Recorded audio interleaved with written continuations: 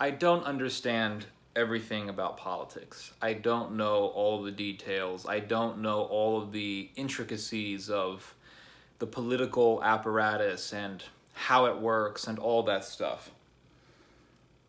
But I do understand certain principles which are really quite obvious. If you riot in the streets, and if you destroy property, and if you attack people, and you do it long enough, you are going to piss off enough people to where they're going to reject your cause. So if you are rioting for a certain cause, and you're destroying property, and you're hurting people, or even killing people, enough people are going to not just despise you, but they are going to reject your cause. Rioting does not help the cause that the rioters claim to be fighting for. Rioting doesn't help. And I've been saying this since I started talking about it.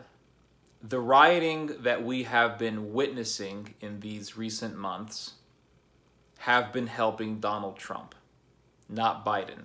I don't believe Biden is going to win for a number of very obvious reasons. Biden blanks out a lot when he talks. He's not very charismatic. He's not charismatic at all. I'm sure he had a lot of political prowess when he was younger. He's been in politics for a long time, but looking at him now, it's just he forgets a lot of what he wanted to say. He blinks out a lot. He talks like he has memory loss. He doesn't look very presidential, and he doesn't sound very convincing nor presidential. I remember seeing him talk in one speech, and he said something like, we are for science, not fiction. I'm guessing he's talking about climate change. And then he said, we are for truth, not fact. And it's obvious that what he really wanted to say was, we are for truth, not falsehood, or something like that. But he didn't say it. His brain short-circuited and he had a mind glitch. It doesn't look good on him. I remember when Jeb Bush was running for the Republican nomination, and he was running to become the Republican candidate, and Jeb Bush said something like, we have to tell people what they want to hear, not what they want to hear. And it's just, he had a mind glitch. A lot of this stuff happens when you're trying to do public speaking and you're not good at it. So Mr. Biden is going to lose. It's just obvious to me. But you had coronavirus, and coronavirus has been devastating the United States. And it did not look that good for Donald Trump. But in come those riots. And if anything, the riots have been actually very convenient for Mr. Trump. Because if the riots never happened, then what would we be talking about? What would we be talking about? Our political dialogues would be fixated on coronavirus. And that doesn't look very good for Donald Trump.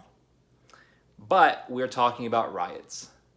And this fits right alongside the way that Donald Trump marketed himself. Donald Trump talked about law and order and keeping America safe and keeping American society safe from criminals. Well, here we have a bunch of criminals rioting, destroying property, and this fits perfectly for Donald Trump's narrative, bottom line. But then you have a bunch of people who argue that rioting does help because Rioting is the voice of the voiceless. It's the voice of those who are not heard. And for decades, we have been screaming and crying out for justice against the police and police brutality and racist white cops. But we have not been heard all of these decades. And so we have to riot. We have no choice but to riot. But then you have people saying things like, well, destroying property is okay because most of the property that's destroyed is owned by big corporations, or these businesses are just big industries like Target. And, we all know that racist white people run all those things. They're not black-owned businesses. But then you hear about, some poor Indian guy whose car dealership is burned down. Or you hear about some Middle Eastern guy whose restaurant gets attacked. And it just makes it very obvious that the rioters don't even care about helping minorities.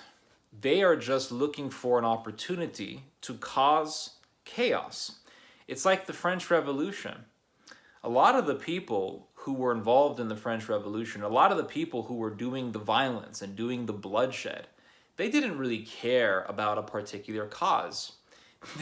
They weren't even entirely sure what they were going to do after the king was killed. They weren't really entirely sure, like after we kill the king, what are we going to do? I don't know. They didn't really have much of a plan for when the king was killed and the monarchy was toppled. But they still adamantly and fanatically indulged in horrific violence and destruction. Why?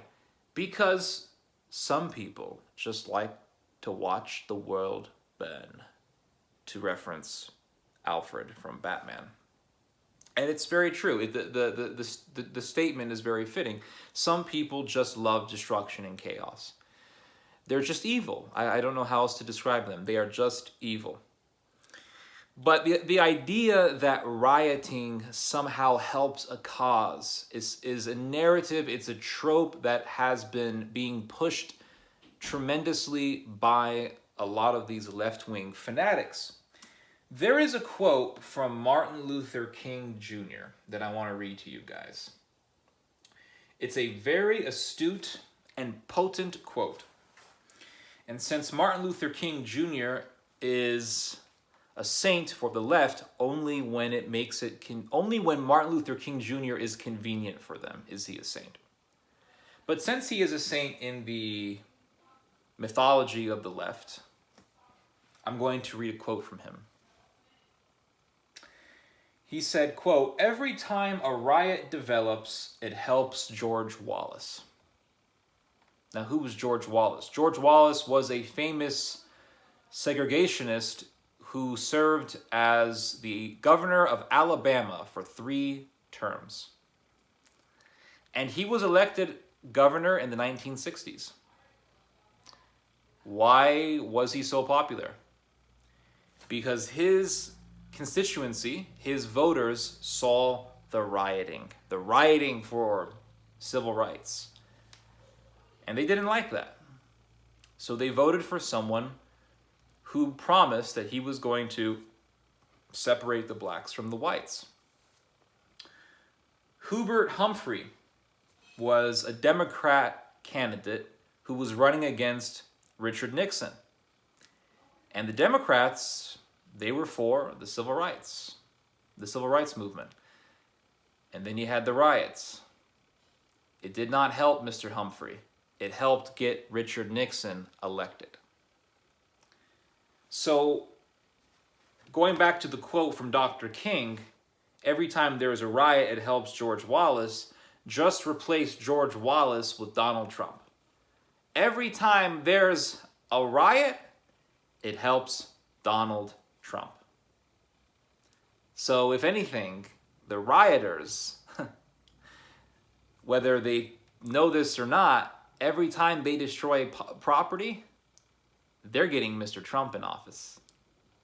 And you can say, well, that's indirect, or it's inadvertently the case. It doesn't matter. Every time there's a riot, it helps Donald Trump. So remember that. Anyway, hope you guys have enjoyed this message. Hope you guys have learned something from this message. You guys just heard some theology. God bless.